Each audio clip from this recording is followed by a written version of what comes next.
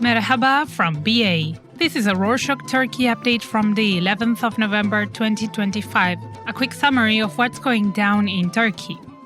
On Friday the 7th, the central bank said it will keep its tight monetary policy to fight inflation and is ready to raise interest rates again if needed, marking a shift from the previous month when the bank had steadily cut rates. The bank's governor said the goal is to bring prices down to the target set earlier this year, which are 24% for 2025, 16% for 2026, and 9% for 2027. Inflation slowed slightly in October, but the bank wants to stay cautious. Markets saw this as a signal that interest rates will stay high for a while.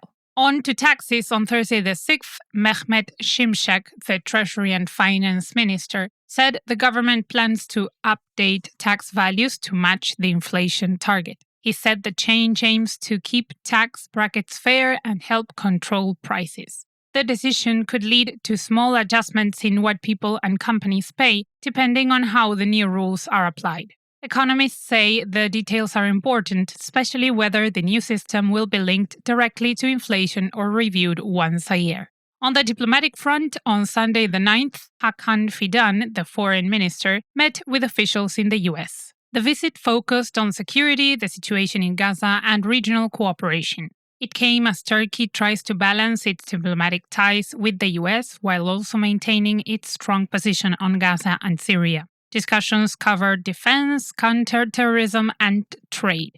The trip drew attention because relations between the two countries have been tense at times, and both sides now seem to be looking for common ground. However, they seem to be having some trouble finding it. On Tuesday the 4th, Devlet Bahçeli, the leader of the Nationalist Movement Party, criticized the US ambassador for suggesting that Turkey and Israel might move from confrontation toward economic cooperation if the Gaza ceasefire holds. Bahçeli said the ambassador had overstepped by drawing Turkey into a course of action without its consent and accused him of interfering in Turkey's foreign policy. The uproar has two roots. First, Turkey currently holds a trade embargo against Israel and publicly condemns its Gaza campaign. Second, Turkish public support for Palestine remains high, so talk of warming relations with Israel triggers strong nationalist sentiment. The incident puts the government in a tricky spot, trying to preserve good US ties while also remaining sensitive to public and nationalist opinion around Israel and Gaza. Looking at regional alliances, on Monday the 10th, talks between Turkish and Iraqi officials focused on the next steps after the Kurdistan Workers' Party, or PKK, announced it had withdrawn its fighters from Turkey to northern Iraq as part of a wider peace process. The PKK, which has fought Turkey since the 1980s, said earlier this year that it plans to end its armed campaign and turn into a political movement instead. Northern Iraq has long been a key base for the group, making coordination with both the Iraqi government and the Kurdish regional government in Erbil essential. Turkey now wants to verify that the withdrawal and disarmament are real before passing a new law to manage returns and reintegration. If successful, it could end a 40-year conflict that has shaped Turkish politics and regional security for generations. On Thursday the 6th, human rights groups in Turkey released reports on poor conditions in several prisons, including long solitary confinement and lack of medical care. The Human Rights Foundation of Turkey and other organizations said the system needs more transparency and inspections. The reports sparked questions in Parliament and calls for better oversight. Families and lawyers said the biggest issue is access. Prisoners often cannot contact relatives or lawyers easily. The government has not yet announced any new measures, but pressure from rights groups and European bodies is growing. In some brighter news, on Friday the 7th, Alparslan Bayraktar, the energy minister, announced that the government will keep covering part of household electricity and gas bills, a policy first introduced during the pandemic and extended after the 2022 global energy price spike. The support includes direct discounts and state-funded subsidies that reduce what families pay each month. Bayraktar said the aim is to help people cope with high living costs while inflation remains above target. The plan has eased pressure on millions of households, but experts warn that it puts a heavy strain on the budget. The government is expected to review the subsidies next year to decide whether they will be reduced, made more targeted, or continue through winter. Back to the economy, inspectors from the Financial Action Task Force, a global watchdog that checks how countries fight money laundering and terrorist financing, arrived in Turkey for a 3-week review. Turkey was removed from the group's grey list last year after it tightened financial controls, but the team will now check whether those reforms are still working. If Turkey doesn't pass the inspection, it could lose investor confidence and see the lira drop again. The visit comes as the government tries to show the economy is stable and that Turkish banks and crypto firms are being properly monitored. On Thursday the 6th, tension deepened between Turkey, the world's largest hazelnut producer, and Ferrero, the Italian company behind Nutella, over hazelnut supply and pricing.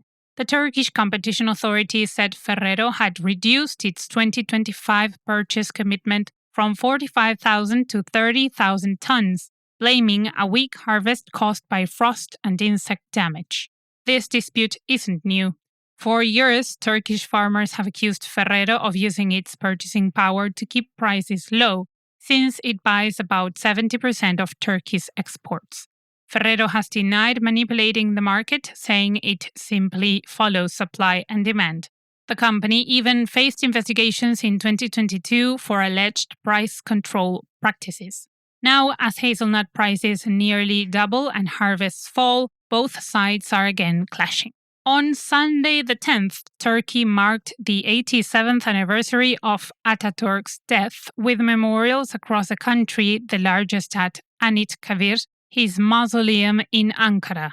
Thousands attended, including President Erdogan, government officials, military leaders, and citizens, to honor the founder of modern Turkey. Ceremonies included wreath-laying, moments of silence, and speeches reflecting on Atatürk's legacy and vision for the nation.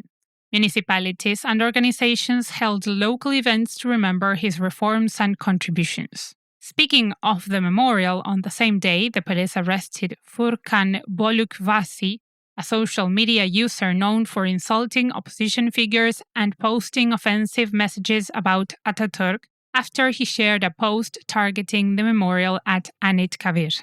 In his posts, Bolukbashi referenced Adnan Menderes, a former prime minister who was overthrown and executed in 1961 in a military coup. He said that Menderes' downfall came from the goodwill shown to Kemalism, Atatürk's founding ideology and vision for modern Turkey, suggesting the current government could face a similar fate if it did not, quote, get in order, unquote.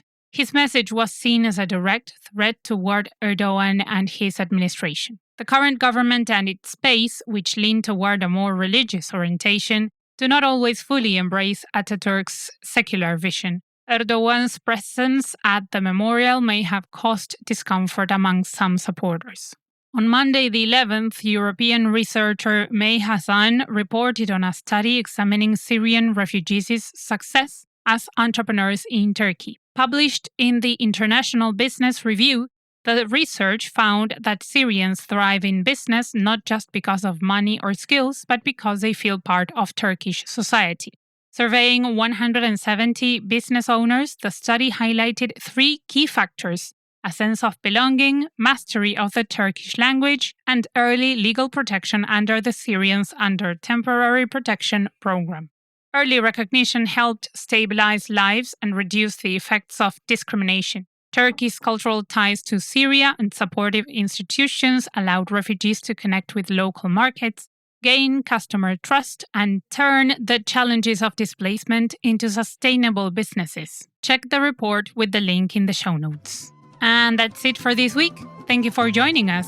Our new very cool t-shirts are on the way, right in time for Christmas. Stay with us for the reveal.